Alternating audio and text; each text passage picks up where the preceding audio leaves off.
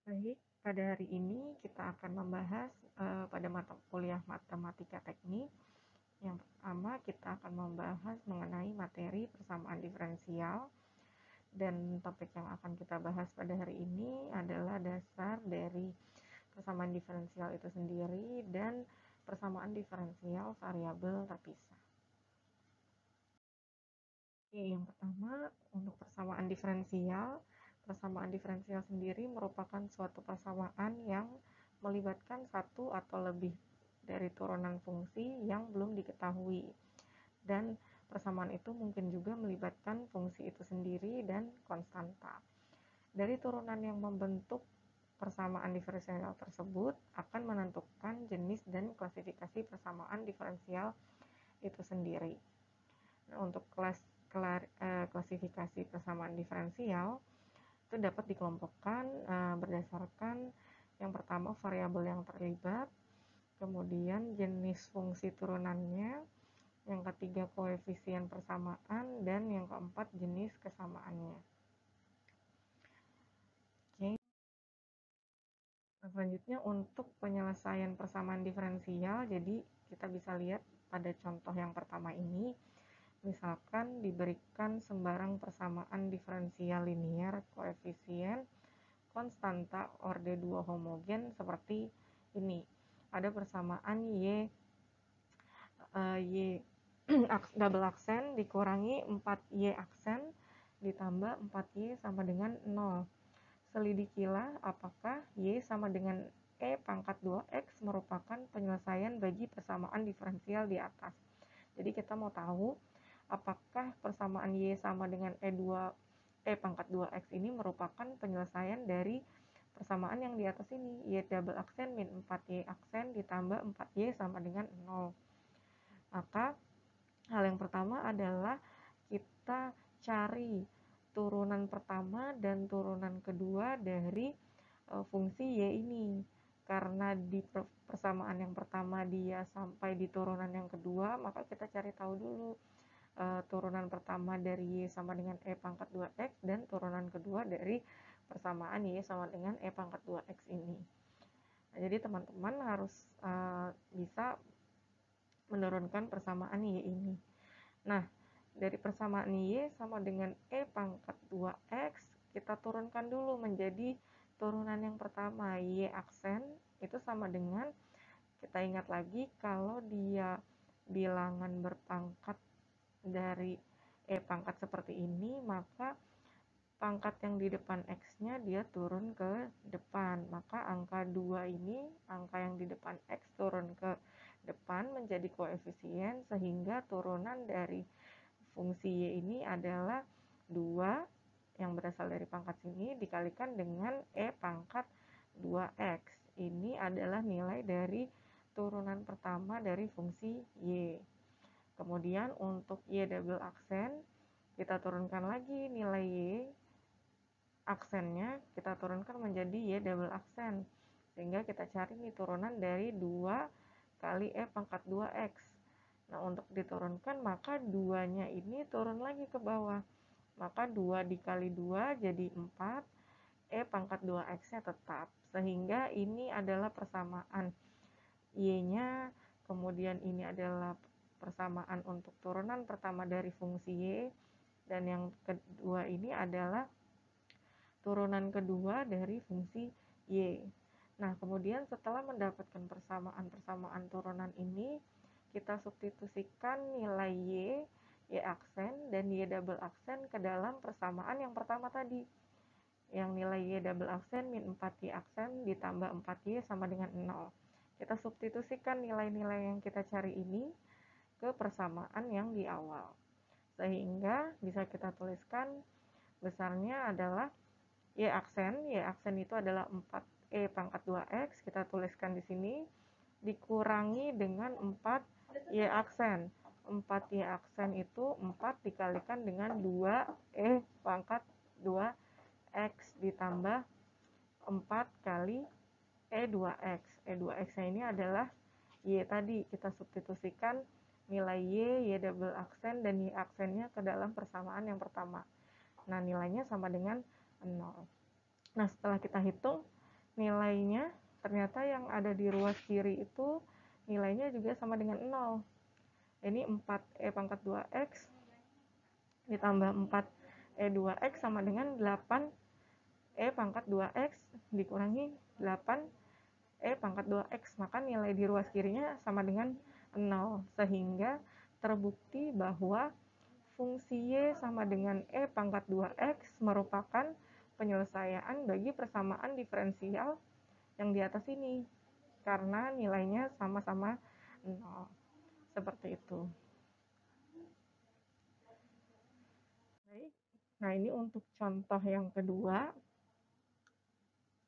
Nah, kita lihat, selidikilah apakah fungsi y sama dengan cos 2x merupakan penyelesaian bagi persamaan diferensial y double aksen ditambah 4y sama dengan cos 2x. Nah, jadi sama seperti tadi, kita karena di sini di fungsinya hanya y double aksen saja, kita tidak perlu cari nilai y aksennya. Jadi langsung saja kita integralkan kita turunkan 2 kali fungsi y sama dengan cos 2x sehingga kita bisa dapat nilai turunan kedua dari fungsi y sama dengan cos 2x. Pada saat kita turunkan fungsi ini 2 kali, maka diperoleh nilainya y double aksen sama dengan min 4 cos 2x. Kenapa jadi cos lagi? Karena turunan pertama dari cos 2x adalah cos diturunkan jadi min sin. Jadi turunan cos 2x itu adalah min 2 sin 2x. Itu baru turunan pertama. Pada saat diturunkan yang kedua, berarti turunan dari min 2 sin 2x. Sehingga besarnya y double aksen atau turunan kedua dari fungsi ini adalah min 4 cos 2x. Nah, setelah kita dapat nilai turunan kedua dari fungsi y-nya, kita substitusikan lagi ke persamaan yang pertama ini. Jadi y double aksennya kita masukkan nilainya min 4 cos 2x ditambah 4y, di mana y-nya adalah cos 2x, sama dengan cos 2x. Nah, setelah dihitung ternyata min 4 cos 2x plus 4 cos 2x nilainya sama dengan 0. Jadi ruas kiri dan ruas kanannya nilainya berbeda. Sehingga kalau di ruas kiri dan ruas kanannya berbeda, berarti tidak terbukti atau nilai y sama dengan cos 2x-nya itu bukan merupakan penyelesaian dari persamaan diferensial yang di atas ini. Begitu. Karena nilainya setelah diselidiki dia tidak sama antara ruas kiri dan ruas kanan. Berarti nilai y sama dengan cos 2x bukan merupakan penyelesaian bagi persamaan diferensial y double aksen plus 4y sama dengan cos 2x. Seperti itu.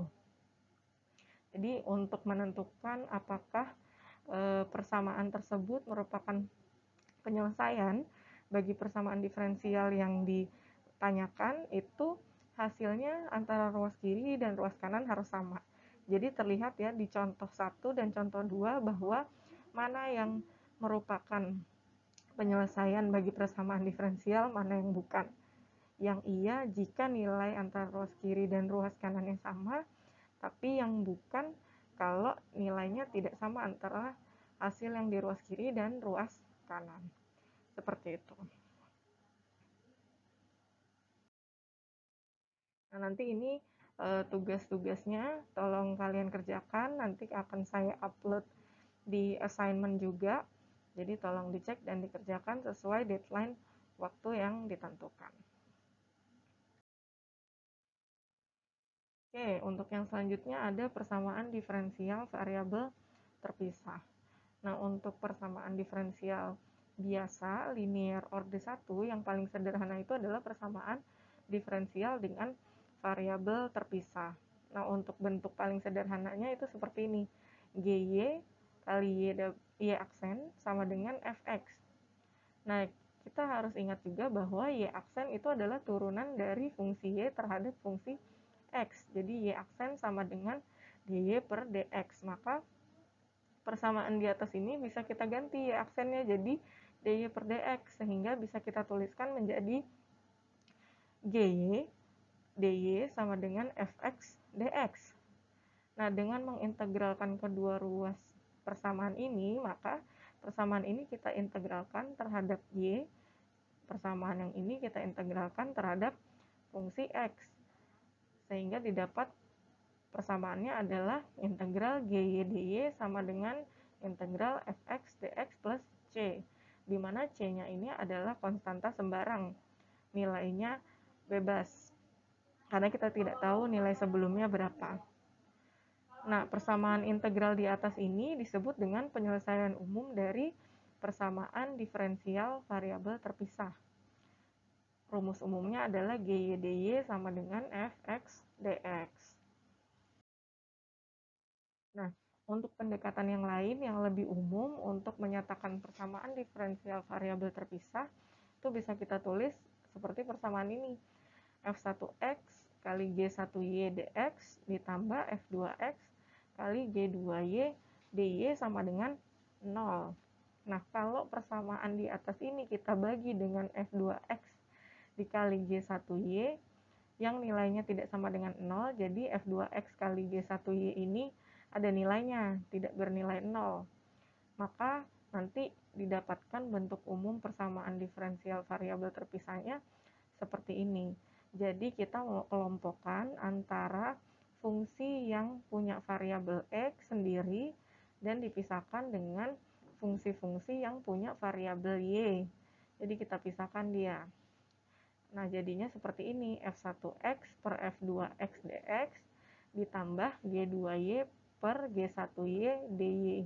Kalau di persamaan yang sebelumnya kan masih campur, ada variabel X dan ada variabel Y. Di sini juga ada variabel X dan variabel Y. Maka kita pisahkan variabel-variabelnya dikelompokkan, mana yang punya variabel X dan mana yang punya variabel Y. Nah, fungsinya jika dijumlahkan sama dengan 0. Sama seperti penyelesaian yang sebelumnya, kita integralkan fungsi-fungsi tadi terhadap masing-masing sukunya. Nah, di sini karena dia fungsinya terhadap X, maka kita integralkan terhadap X, dan yang di sini karena fungsinya terhadap Y, maka kita integralkan fungsinya terhadap Y. Nah, persamaan integral ini merupakan penyelesaian umum persamaan diferensial variabel terpisah yang lebih umum daripada yang sebelumnya tadi saya jelaskan. Seperti itu.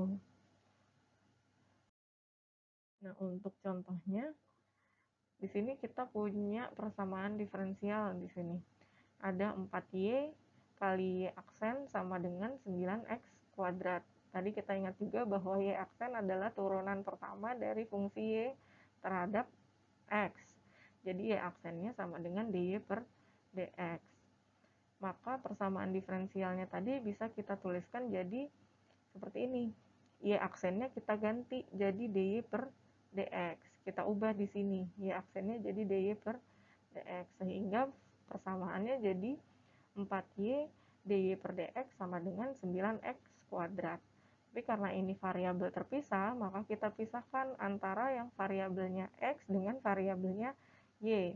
Sekarang kita tuliskan yang variabel y-nya ada di ruas kiri, dan yang punya variabel x-nya kita taruh di ruas yang sebelah kanan. Sehingga persamaannya jadi seperti ini. 4y dy sama dengan 9x kuadrat dx. Nah, setelah kita dapat persamaannya, sudah dipisahkan antara variabel x dan y-nya, kita cari penyelesaian umum di persamaan diferensialnya dengan cara mengintegralkan persamaan ini tadi yang sudah kita pisahkan antara variabel x dengan variabel y-nya. Sehingga didapat persamaan ini, integral 4y dy sama dengan integral 9x kuadrat dx. Kita integralkan 4y-nya terhadap y, 9x kuadratnya terhadap x, sehingga didapat penyelesaian umum dari persamaan diferensialnya adalah 2y kuadrat sama dengan 3x kuadrat plus c. Inilah penyelesaian umum dari persamaan diferensial jika kasusnya adalah variabelnya terpisah. Jadi kita pisahkan antara variabel x dan y-nya. Oke, terima kasih untuk materi yang saya berikan hari ini. Cukup sampai di sini. Materi selanjutnya akan saya lanjutkan di minggu depan. Terima kasih. Assalamualaikum warahmatullahi wabarakatuh.